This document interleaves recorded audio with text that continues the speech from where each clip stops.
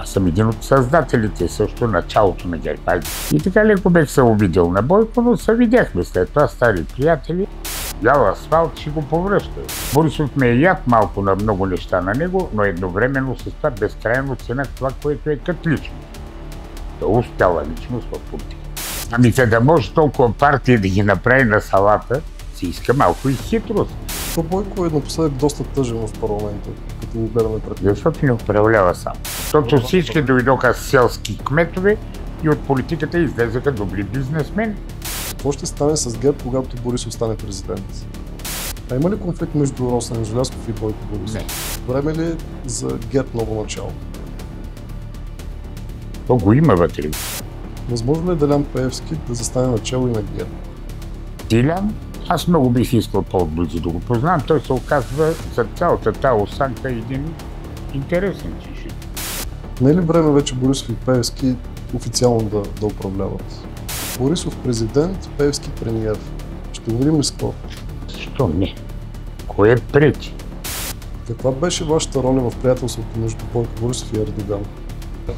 Вторият ми гост не се нуждае от представяне. Скулптор, политик, бунтар, но най-вече човек с мнение. С Вежди Рашидов ще си говорим за политика, култура, задкулисието и истината. Аз съм Георги Гюзелов, а това е поредният откровен разговор. Господин Рашидов, година и половина измина откакто напуснахте политиката. Политиката успя ли обаче да напусне вас? Интересувате ли се всеки ден все още от политика? Браво, хубав въпрос. Ами, политиката няма как да ме напусне, защото политиката не е нищо друго, освен тип отговорности, плюс малко амбиции, малко дори негодование. Амбицията не трябва да е повече. И различните хора различно са амбицирани. Амбиция за какво? Амбиция е да се осъществи нещо, да направиш нещо полезно. Когато не ти стига ежедневието, гледаш политиката още нещо да направиш, ако можеш. Тъй като е трудна колективна игра, много е сложно в политиката, сам да правиш нещо. Всичко е политика в крайна сметка. Живота не е политика, хляба не е политика. Всичко от това зависи, тъй че няма как да ме напусне политиката, но по-скоро отговорността, която трябваше да нося, я махнах от гърба си малко, защото нека други да поносят отговорности. По-леко ли се живее, когато нямате тази отговорност на гърба си?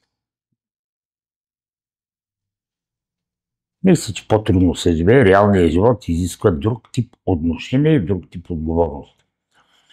Защото често в политиката се среща без отговорността с отговорността и тогава те се бият един друг и се разваля политиката. В момента гледаме една политика, която парламента се води безотговорно. Това са скандали, това са ненужни неща, неградивни неща. То скандали имаше, когато и вие бяхте начало на парламента. Липса ли ви Народното събрание? При мен нямаше много такива скандали. При мен един път скочиха да се бият двама и викам, отивайте вънки се сбийте, който оцели да заповяда на работа.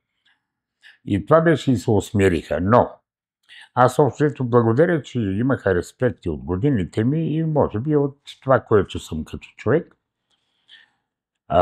Парламентът беше спокоен. Ако добре гледате, аз изгледах лентите. Беше по-балансиран, по-спокоен. Но той живота му беше доста кратък. 6 месеца не е малко време да управляваш държава. При 4 годишен мандат, както би трябвало да бъде. Слава Богу, че е 6 месеца. Поне за мен.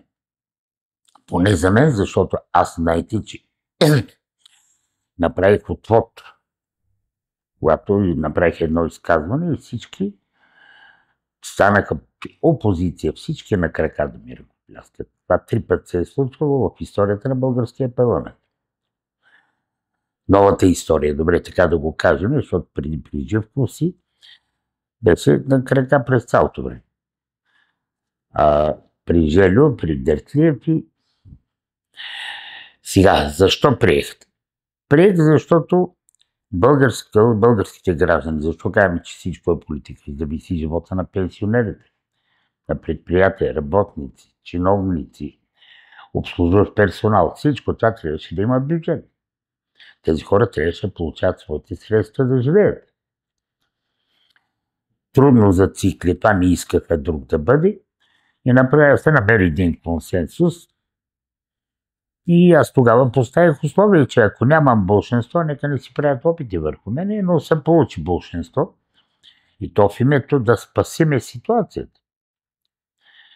Така че аз след като съм бил и министър и всичко, малко ме е повече, честно казвам. Тя много е лесно от позицията на свободен артист да кокетниче, но не е моята амплуа. Аз не съм там. Ето, примерно, и Росен стоеше много добре. Първо, защото е юрист. Познаваш материята, законите. Но аз пък имах тогава Росен за помощник и други много свясни, като Йордан Цонев, икономисти, професионалисти в занятия и така вървеше пак леко. Но липсва ли ми, питате, липсва ли ми политиката? Политиката не ми липсва. Няма да забравя на един парламентарен контрол, един лидер бивш на една партия, няма да му казвам името. Кажете го. Карадай, хайде да го казваме, няма лошо в това. Питаме, не беше недоволен от отговора, каза, вие, господин министър, ще ви искам оставката. И аз къде сетих да изпраскаме, нали съм малко така по-свободно говоря. Викам, вижте, ако моята оставка е в джоба. Аз винаги мога да свърля оставката и да си отида в ателието, където съм бил цял живот. Но ако поискам, вас ще отидете на борсата, нямате професия. Ето както и сега се случи, той изчезна. Политиката е призвание, не е професия. Призвание да носиш отговорности, да се грижиш за хората, да градиш нещо за хората, да създаваш нещо за хората. Да, това е политика. Това в момента, което виждаме, с извинение ще го кажа един плювалник. Не е градивно, не е добро. Когато се оттеглихте от политиката, във вас се виждаше една горчивина. Отмина ли този момент? Преглътнахте ли го? Не, беше лично, оправи се това. Аз не го крих. Аз в политиката влезах с една оговорка, имах договор само с един човек, че ще поработя и ще помагам. Това е Бойко Борисов. Това е Бойко Борисов. А към днешна дата какви са отношенията? И когато на мен ми се обадиха не с Бойко Борисов, а други хора да ми кажат, че ме наказат да ме свалят като председател на комисия, първо с тези хора аз нямам нищо общо. Второ, когато правихме ГЕРБ, защото аз съм от началото до Бойко Борисов, став негов приятел. Тези хора ги нямаше. Те бяха имплантирани малко по-късно. Второ, не разбирам като им те ми звънат. Аз тях нямам никакво договор. И така леко бех се обидел на Бойко, но се видяхме след това стари приятели. Все пак се видяхте. Разбира се, вече ни врагове няма. Той извини ли ви се? Извини ми се. И аз съм обаче малко по-голям. Има един ден за прошка, обади се, чест го прави, разбира се. Лесно е да обидиш някой, трудно е да му се извиниш. Извинението е, защото човек е горд, тая гордост му пречи понекога да направи най-мъжката стъпка. Когато човек осъзнае, че е грешен, мъжество се иска да каже, прощава и сбърка. Той го направи, разбира се. Седнахме, видяхме се, говорихме. Сега, аз съм един от създателите, също началото на ГЕРБ. Айде, създател е Бойко Борисов, той си направи партията, човек. Но ние сме хора, които сме яли жабите още от първия ден. И в името на толкова много години, разбира се, че ГЕРБ за мен беше една кауза. Сега, кой каквото иска да ми говори, много хора има с грехове, които имам и аз, и Бойко има, всеки има грехове. Но ГЕРБ има като партия и достоинства, те също трябва да се казват. Това не е честно само едното лице да гледаме. Има и направени неща. Днеска има скандал за пътища. Единствено ГЕРБ правеше някакви пътища. Ако не всичките, не може всички да ги направим. Но друг въпрос е какво е качеството на пътищата, които бяха. Това е отделен въпрос. Това се доказва, установява, разбира се, който е ял асфалт, ще го повръща. Това е много просто. Но ако някой е слагал нещо на тая земя, това беше партия ГЕРБ. Аз затова тръгнах с нея, за да градиме нещо. Защото аз имах всичко. Аз съм бил от министрите с пари. Даже КТБ ме украде малко.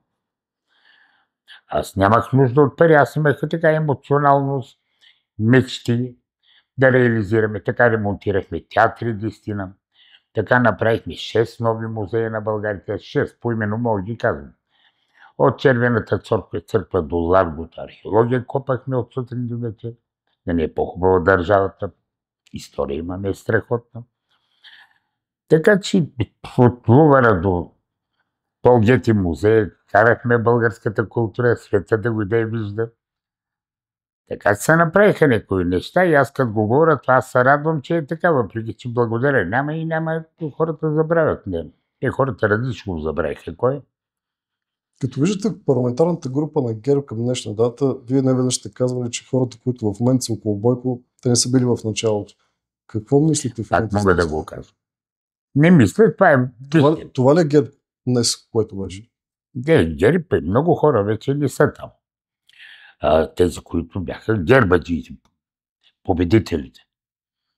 Бяха, сега ГЕРБ малко сваля, тук трябва да го кажем откровенно това.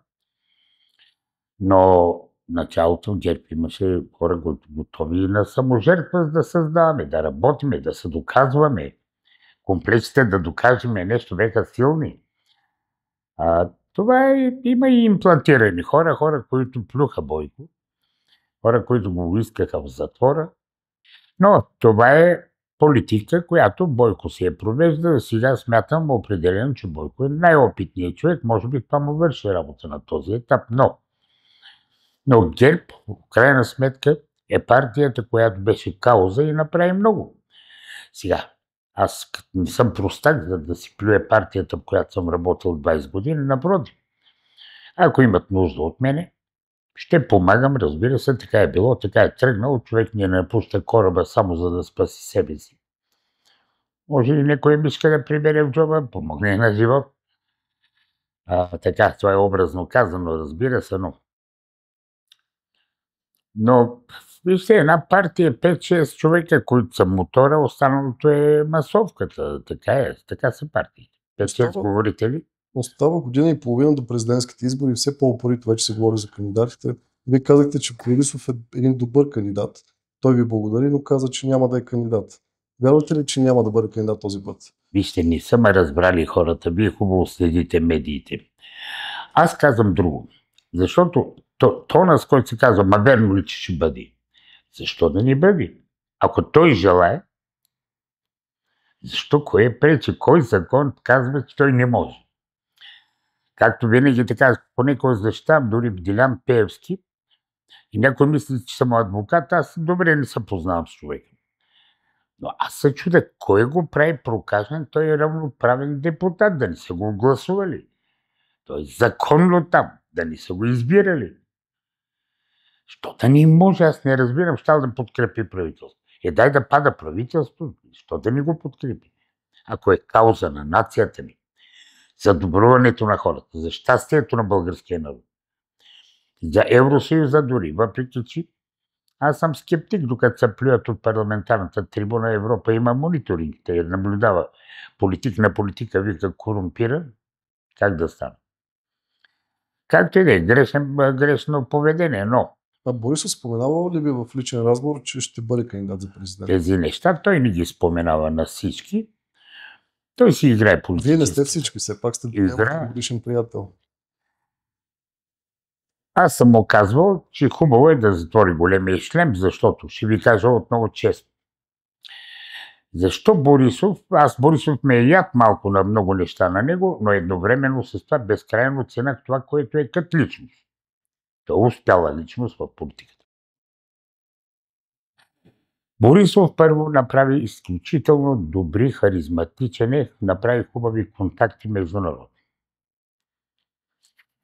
Борисов не е безотговорен човек, той е организиран човек, той е хитър човек, той е умен човек. Качества, които един политик трябва да носи.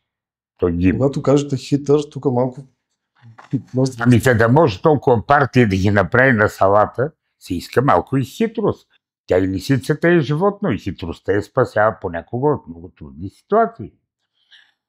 Думата е хитър. Хитър е гъвкав, еластичен човек, подготвен е да бъде политик. Въпросът е с цената на какво? И ще карате мачетки да му правим, но той е така. Значи най-малкото аз искам да четкосвам Бойко, достатъчно сам си прави за себе си той всичко. Но, момчета, това ти е необходимо в голямата политика. Трябва да си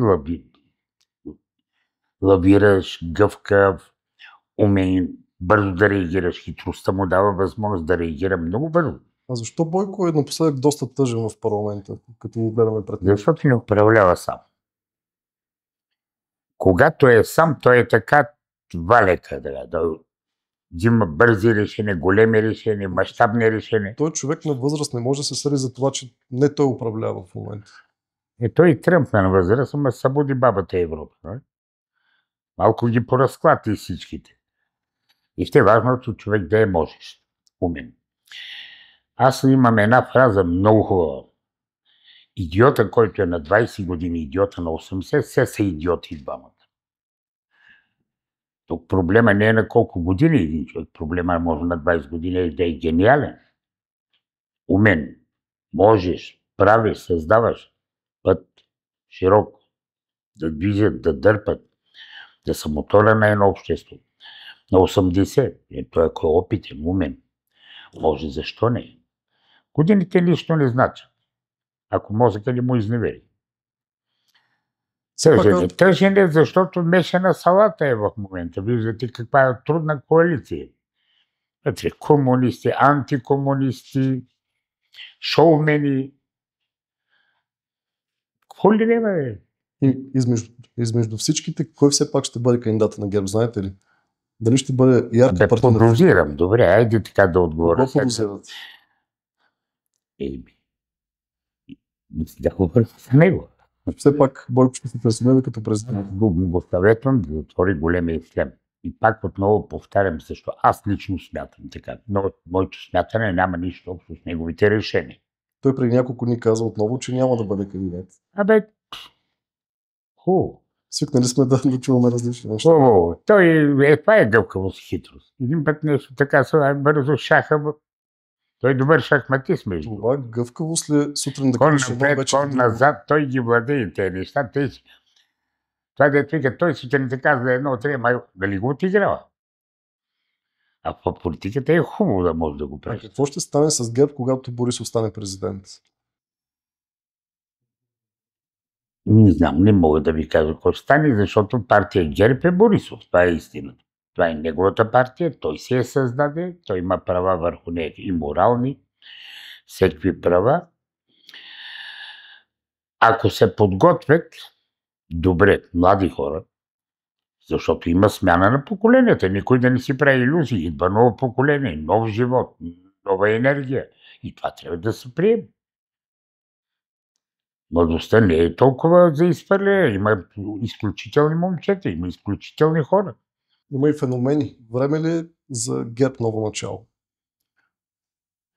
То го има вътре. Вие знаете ли каква младежка организация има и вътре има много готини момчета? Го имах предвид.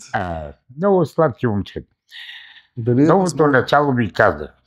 Доган е в формалин. Доган е минало.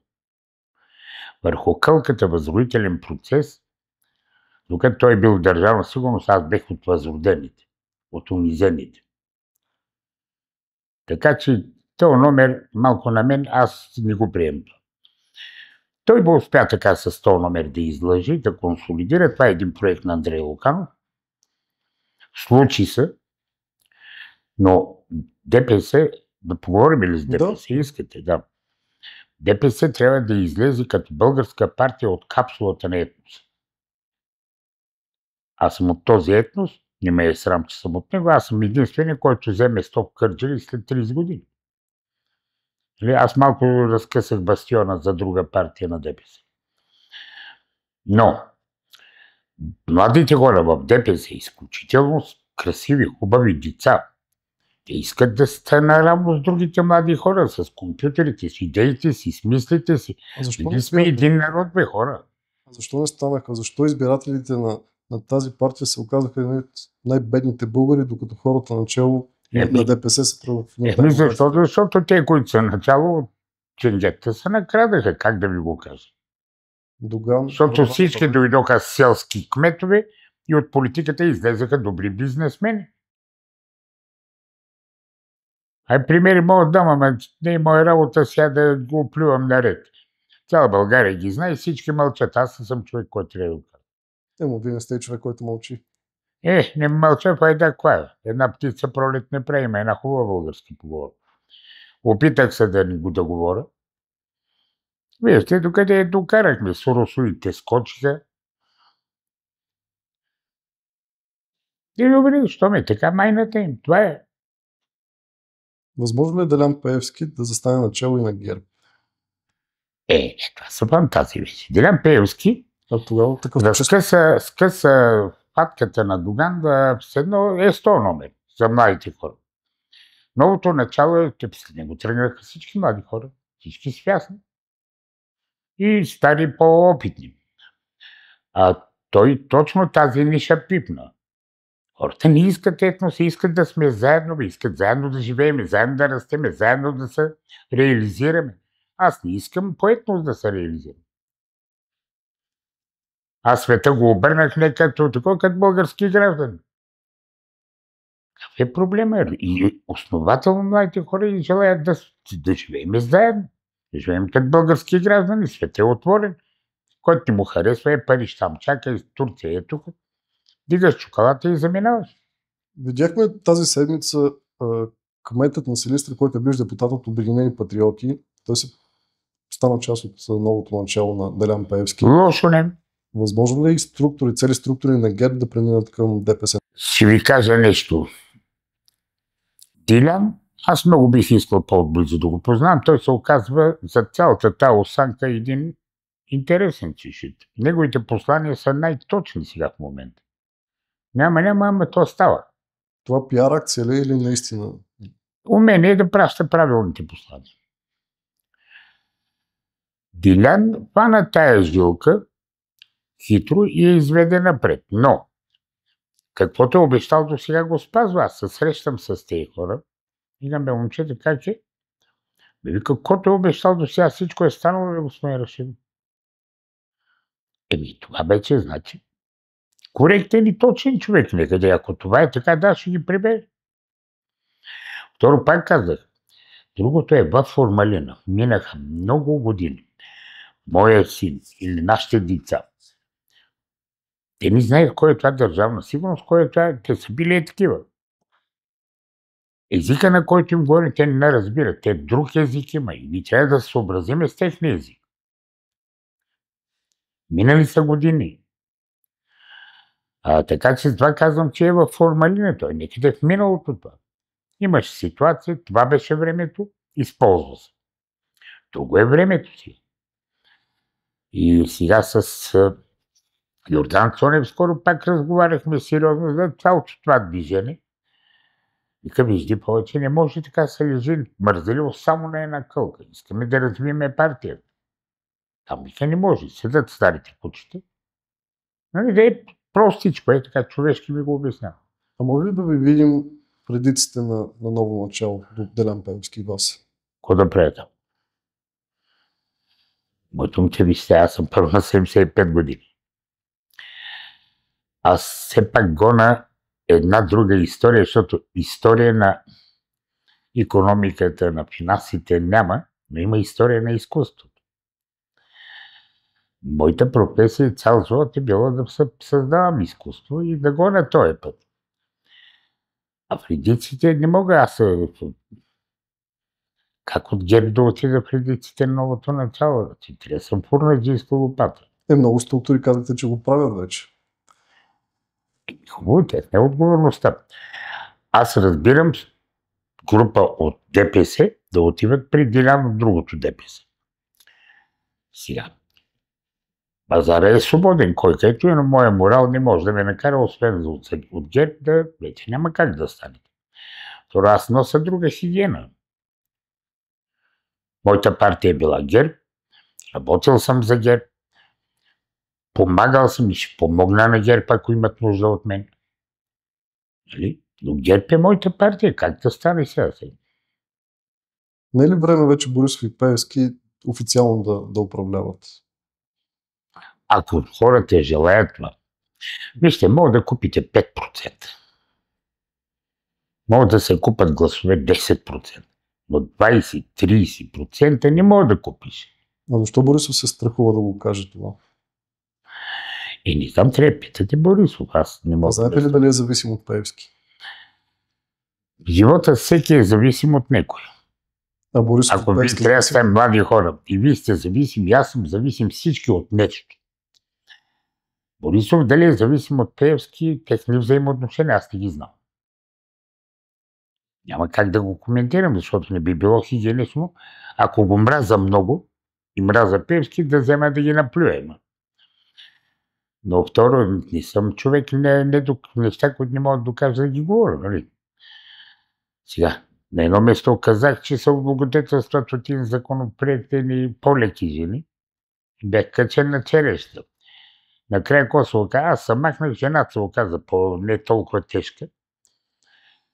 А други, които станаха милионерки и известни актриси, докараха инсулт на един продуцент. Живот, какво да правиш? Как виждате това? Борисов президент, Пеевски премиер. Ще го видим ли скоро? Знаете ли, аз съм такъв човек. Аз се си викам въпрос, защо не? Кое пречи? Ако хората го желаят, това става с едни гласувания и с едни. То не става така, аз искам. И аз искам да съм генералисимус, ама не става. Ако хората са решили избора е това, защо не? Аз зато и казвам, кой е прокажен? Кой го лишава от правото да бъде равноправен, нормален гражданин на планета? Вижте, българина е особено племе. Значи аз помня 9 септември, вие сте малки и млади момчета. Всички българи на 9 септември викаха добре дошли, скъпи брате КПСС, БКП. Всички. Отворете старите ленти, вие се занимавате с телевизия. Всички до вчера бяха американофили. Дойде Тръмп, поразклати ги малко, сега са европейци. Ами утре Китай, ако тръгнеш, ще трябва да учим на китайски, как се вика, добре дошли, скъпи брат. Аз овчедушно не мога да мразя. Аз правя разлика между политиката на Путин и великия руски народ. Той е велик, мога поименно да казвам. Величието. Световно величие. Ето, тук няма... Със страхотна култура, със страхотна интелигенция, страхотни учени. Сахаров, до който фанеш, те са гении. Но агресивната политика и аз не я споделям. Но това е политиката на Путин. А каква е политиката на Ердоган? Не е ли също по-агресивно? Ердоган е много опитен политик, също ще ви кажа. Сега не викат, поне българските журналисти излъчват само митинг, протест. Той е на един площад. Аз бех преди една седмица в Истанбул. Много хора излязоха. Да, 1,5 милиона са. Но града е 25 милиона. Процентно. Нали си давате сметки, че говорим за мегаполиси и други държави. Сега, да, разбира се, но аз разговарях и много така близки хора от правителството високо ниво, че кмета реално е прихванат с корупция. Разбира се, като политически опонент, сигурно точно сега ще яде шамарите. Нали, ще не казвам, но ако има корупция, е добре. А за Ердоган поне го познам от кмет на Истанбул. Изключителен играч. Който го подценява не е в час. Голям политик, висока летва политика, световен мащаб. Русия, Америка, Турция, а все Китай, Индия, високи летви политици. Аз мисля, че той ще излезе, защото след опита да преврат, вие помните добре, той арестува над 1500 генерали, над 2000 съдии и прокурори, корумпирани. Покрай Гюлен, Фетула Гюлен, който беше в Америка. И виждате, брътнаха му преврат. Разбира се, тези танкове не дойдоха от турските казарми, дойде от Инджирлик на НАТО базата. Самолетите, които атакуваха Пред двореца седат колата на решето, на един постамент, и вертолети, който е като холандско сирене. И той е сложен там. 120 от тези, които на такси протестираха срещу Ердоган, те легнаха под танковете. 120 гинали. Турция е особена държава. Някой трябва да отчете, че той управлява много трудна държава. С доста висок процент младо население. Първо, 3 милиона и половина араби седат на границата. Тези хора ги храни с парите на турския данъкоплатец. Хляб, храна, ток, вода, училища, доктори, лекари, отдела, чаршафи. Все пари. Има многонационална държава, е като фанеш от лясовете край Черно море, през Зазите до кюрдите. Това са много мешани на националности. Ако в Париж на 3 години гръмнат един театър, терористите. В Турция всяка седмица има атентати, умират невинни хора. Всичко това трябва, ако няма железна ръка, здрава ръка. С отстраняването на кмета на Истанбул, гарантира ли си още един мандат? Макар че до изборите има 3 години още. Вижте, не знам колко по закона. Аз мисля, че 2 мандата или 3. Не му знам закона как го приеха. Той след атентата направи референдум за президентска република и го спечели. Проблема не е само кмета. Там има опозиционни партии. Проблема е дали има корупция или няма корупция. Ако има това, ако не е в полза на Ердоган. Нали? Това вълнение не е в негова полза. Но, ако има такова нещо, той ще издаде и тези жаби. Аз съм сигурен, че има смелостта да удържи на това. Аз говоря за самата Турция. Вижте, какво прави Турция в момента? Играе ролята на балансьор. Друга страна не сети го направи. Казаха, украинците наши приятели, да бе, ама и руснаците им. Тя ги обичаме. Какво прави? Долу държи кранчето на газта и нефта и държи на Босфора житото на Украина. През него минава. И може ли някой да ми каже, че той не е национално отговорен политик? Всичко го прави за сметка на Турция. Каква беше вашата роля в приятелството между Бойко Борисов и Ердоган? Сега Бойко Борисов станаха приятели, но Ердоган ние станахме приятели като кмет. Аз бях включен като интелектуалец в една делегация на Желев Желев. И в Долма Бахче бяха седнали кмета и президента Желев на една голяма маса. Аз бях на някаква странична маса и тъй като знам и турски език, и Желев вика, виждела тук да те представя на кмета. Той беше дал Долма Бахче една вечеря, писна. И почнахме да си говорим за изкуство. Той знае поезия. Болен е на тази тема. Мога да рецитира ден-нощ. Той е бил в затвора за рецитиране на поезия. Забранена. И аз, понеже малко съм болен на темата поезия, и аз го почнах с Франсуа Вион, Рембо и Бодлер. И той почна и той да гледа. И беше се харесахме. От тогава станахме едни добри приятели. Моите отношения с Ердоган са и много... Не, аз пукат политика, Бойко е на това ниво.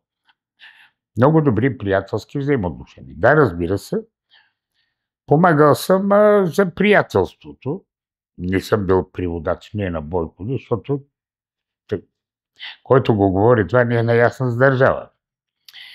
Оторизират са винаги на такива срещи високи, да си има оторизирани преводачи. Няма правото никой друг да привежда. И така, и благодарение на Ердоган днеска всички българи спят спокойно и на Бойко, разбира се. И това трябва да кажем, защото много дълги преговори имаше за бежанците да не минават през България. Отказ лично мина 10 човека, 20, това не е. Италианските граници и острови са пълно с кораби, лодки, дават се, умират. Благодарение на една добре проведена политика, ние, българите, помните добре, вие помните вече. Когато трябваше училищата и казармите старите да ги правим общежитие за бежанци, знаете, бабите осладка, ни ще ме те цигане, той не ще ям, уни не ще ям. Както вижте, те си останаха празни, нямаме ги. Това е добра политика. Разбира се, че през Турция идват и енергийните ни помощи да ползваме. Газ, петрол. Опитва ли се Борисов да копира Ердоган в воденето на политика? Кой да го прави? Да го копира? Не, Борисов си има друг чар. Айде, аз малко шеговито ще кажа. Той има една фатка, вика Тацуни. Тя е много хубава, между другото. И той отваря бариери бързо към хората. Аз съм го гледал по Брюксел, така. Те се влюбват в него за много време. Те ми отвори, така, дига бързо бариерата, допуща ги. И има една фатка, която той умее много добре, прави я добре. Така че няма кой да имитира, той пък си е друга марка човек, но добре е поставен. Международен план той е най-добре поставен в момента български политик. С много контакти и много възможности. Това трябва да го приемат, не знам. Може да го харесваме, да не го харесва, но това е така. Не всички бай Пешо от Кърджали не харесва Наоми Кембъл, но тя е много хубава. Нали? Извън мераците на бай Пешо. С Борисов говорили ли сте си за историята на Османската империя? Той между другото се интересува и се роби в тези неща. Историята го интересува, доколкото виждам. А взима ли примери от нея? Защото както султаните в Османската империя са убивали своите брати да наследят трона, така и той с лека ръка се отърва. Това е било в Ранната империя. Сулейман Великолепни вкарва съда, законите, убива министър-председател. Великият везир, той е министър-председател от Парга. Убива го, защото отива на пазара, един му се подиграва и той го убива, издава. Вика, убийте го, издава смъртна присъда на улица. Може ли да видим този паралел, ако Ибрахим Паша, за когато говорите, Цветан Цветанов? Сулейман Великолепни. Да, Борисов е Сулейман. Може да направим такъв паралел? Това са глупости, разбира се, всеки паралел, но ако това е народният театър. Всичко може в народния театър. Но сега, първо, Турция е 100 милиона. Да си играеш на император, трябва да имаш империя. България е 6 милиона. Не, друго имам предвид за това, че Борисов толкова лесно се отървава от хората около себе си. Че толкова лесно се разделя с най-близките от обкръжението си. Това да. Тук съм съгласен с вас. Това не трябва да го прави така лесно. Смятам, че това би му изиграло лошо сега в бъдеще. Защото когато предателите, тези, които са кариеристи, има хора, които са готови да кремират майките си за кариера, бе, хора. Има такива хора. И се обкръжава в щая, защото при тях има една хубава българска приказка, че от марката хора, които надолу, нагоре лазят, надолу газат. Има такива хора. Да, и около него се появиха имплантирани такива хора. В момента те са най-сервилните, но те се оказват после най-големите предатели. Аз, примерно, защо питате ме дали не бих отишъл от това? Не съм предател. Аз съм отдал 20 години от живота си на ГЕРБ. Работил съм с Борисов прекрасно. Бе, мнение няма. Прекрасно работих. Никога нищо не ме е пречил. Тоест това направихме много неща в културата. Аз исках да правим. И той ми даваше, където може да ми помогне, ми е давал работа. Това е така. С него се работи лесно. Като го убедиш, че това е правилно, той е готов.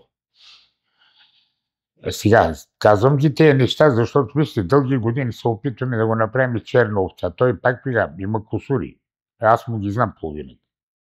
Но той има много големи достоинства, бе, хора. Човек не е само едната страна на монета. Монетата има две страни, хартията има две страни. И пергаментовата хартия две страни.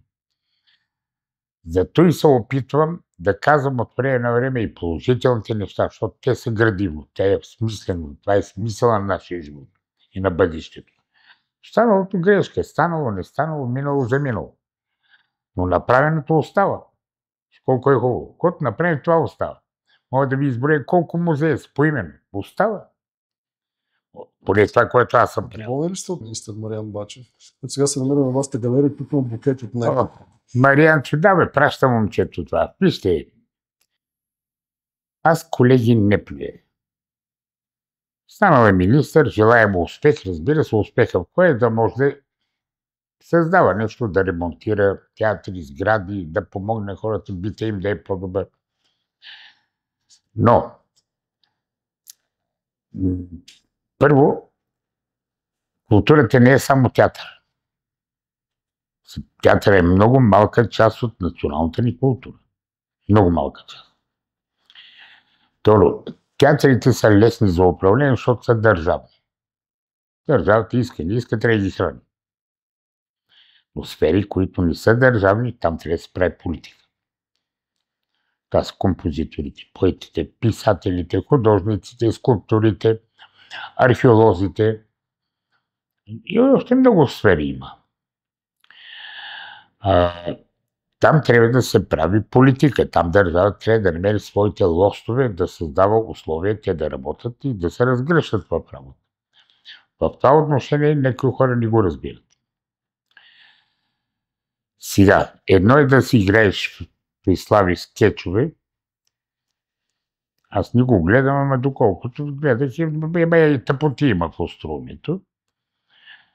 Друго е да забавлява съдбите на хората. Зато и той е талантливо момче и искрено му желая просто да може да...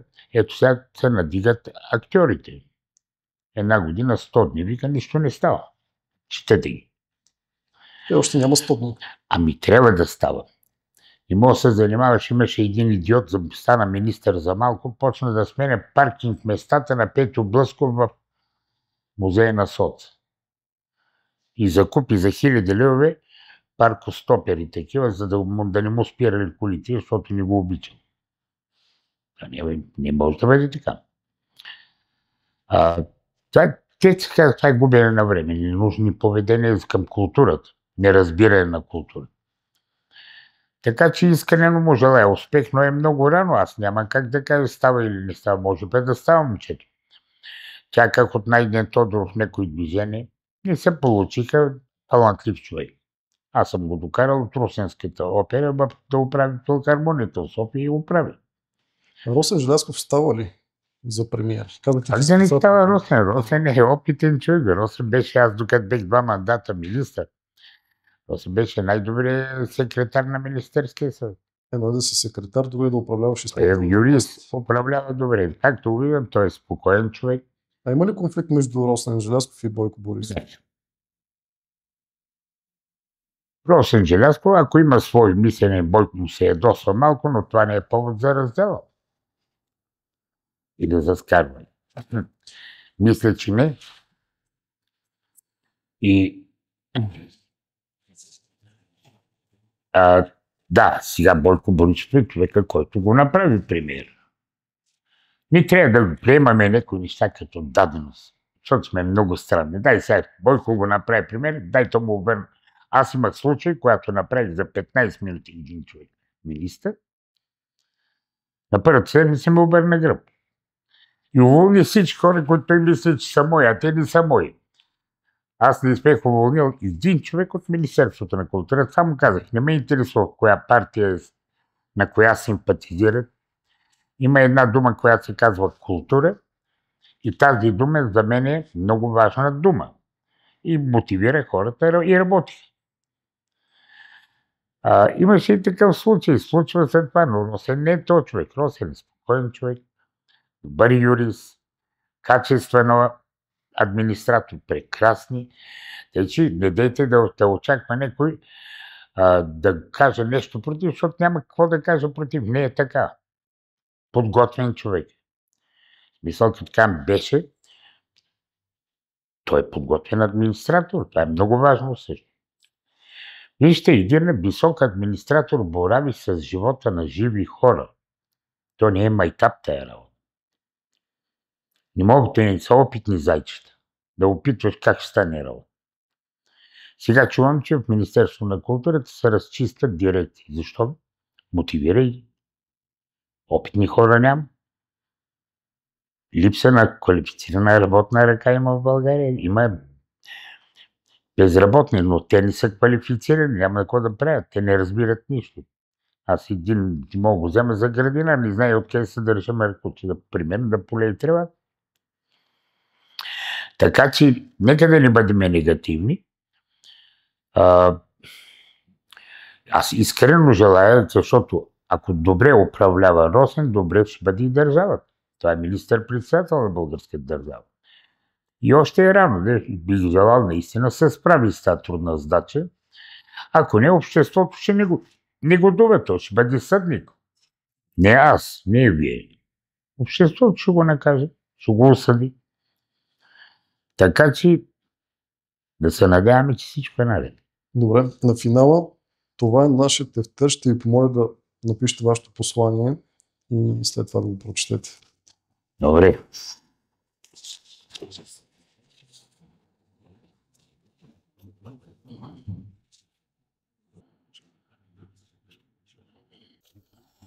Най-искрено желая успех на този млад екип. Успех. Подписвам се. Благодаря за този разговор. Наречете го старото поколение, наречете го директен, наречете го по начин, по който искате, но Вежди Рашидов е от онези хора, които не обичат да си мерят приказките. Ако сте останали до края на това интервю, означава, че не обичате клишета. Абонирайте се за канала и станете част от разговора.